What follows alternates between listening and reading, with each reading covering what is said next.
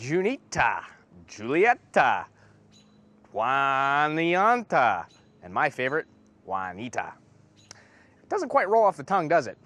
Etymology aside, Juniata means standing stone, but no, we go through life trying to explain that this area is not named after a Latin American woman.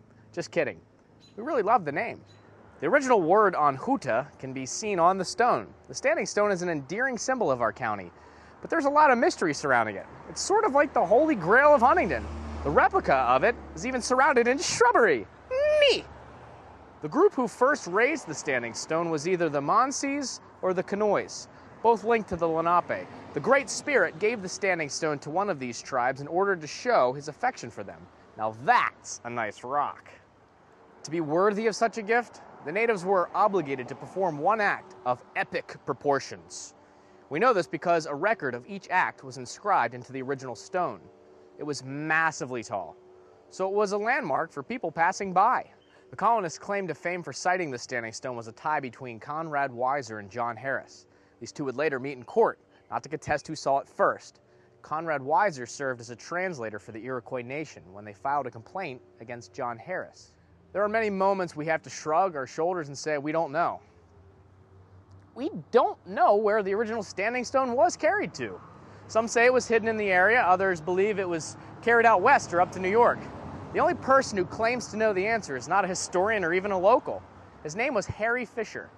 One night he began having a dream in which a long stone was carried on 25 poles. There were 2 Native Americans assigned to carry each pole. This dream happened over and over for no apparent reason. Years later, Harry would come to Huntingdon for the first time.